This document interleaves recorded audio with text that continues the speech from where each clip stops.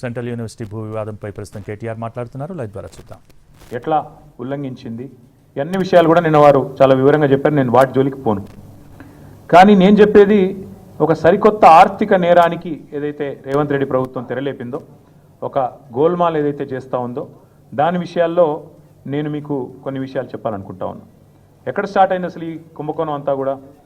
అసలు ఇందాక నేను చెప్పినట్టు ఈ భూమి ఏదైతే ఉన్నదో, ఈ 400 ఎకరాల అడవి భూమి అనే మాట నేను చాలా స్పష్టంగా అటవీ భూమి అనే మాట పూర్తిగా ఉన్న అవగాహనతో మాట్లాడుతున్నా. అది కూడా చాలా స్పష్టంగా సుప్రీంకోర్టు తీర్పుల ఆధారంగా మాట్లాడుతూ ఉన్నాను. ఎందుకంటే నిన్న హరీష్ రావు గారు మీకు చెప్పారు, మీరు చూశారు.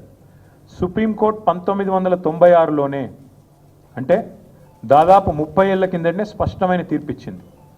అడవి అని ప్రత్యేకంగా రిజర్వ్ ఫారెస్ట్ అని డిక్లేర్ చేయకపోయినా అడవులకు ఉండాల్సిన లక్షణాలు ఉంటే, 0.4 క్యానపీ ఉంటే ఖచ్చితంగా అది ప్రైవేట్ ల్యాండ్ అయినా ఓనర్షిప్ ఎవరిదైనా ఖచ్చితంగా దాన్ని అటవీ భూమిగానే గుర్తించాలి అని సుప్రీంకోర్టు తీర్పు ఇవ్వడమే కాకుండా సుప్రీంకోర్టు రాష్ట్ర ప్రభుత్వాలకు ఆదేశం కూడా ఇచ్చింది.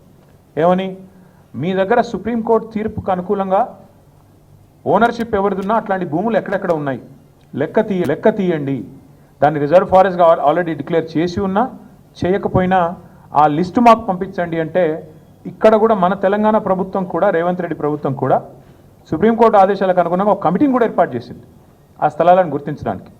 అందుకే 0.4 క్యానపీ ఉన్న ఈ భూమి ఖచ్చితంగా అటవీ భూమి. మీరు చూస్తారు, సుప్రీంకోర్టు ఆల్రెడీ దాన్ని అటవీ భూమిగానే చెప్పింది. మన జస్టిస్ గవాయ్ గారు కూడా చెప్పారు.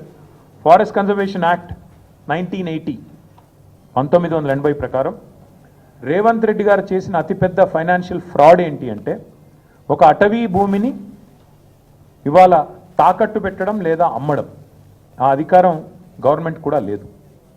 మీకు తెలుసు, పోడు పట్టాలు మేము ఇచ్చాం గతంలో. పోడు పట్టాలు కూడా మీకు తెలుసు, ROFR కింద పోడు పట్టాలు కూడా they won't give you complete rights on the land.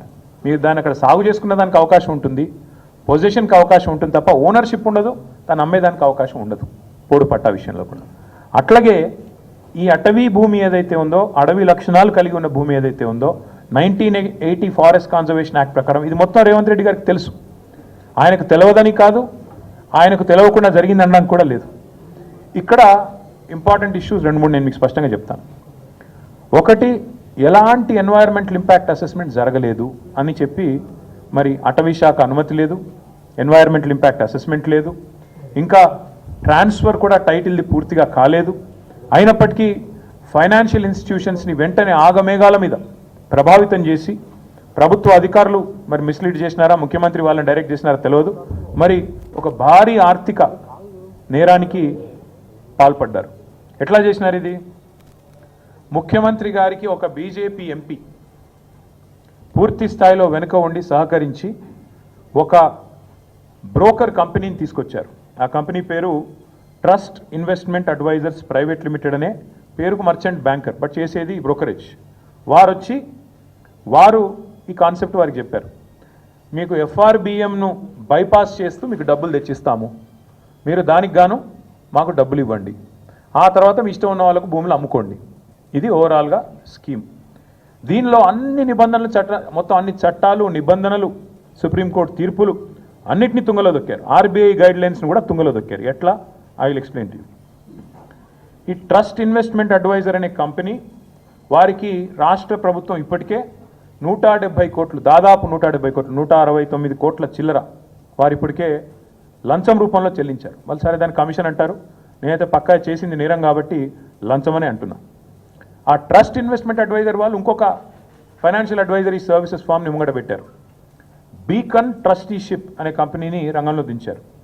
ఇదంతా కూడా ఏంటంటే ఒక స్కీమ్ ప్రకారం. ఇక్కడ ఇంపార్టెంట్ పాయింట్, పేరుకు పోయిన సంవత్సరమే రాష్ట్ర ప్రభుత్వం మాకు సుప్రీంకోర్టు తీర్పు రాగానే ఈ భూమిని మేము 75 కోట్లు per ఎకరం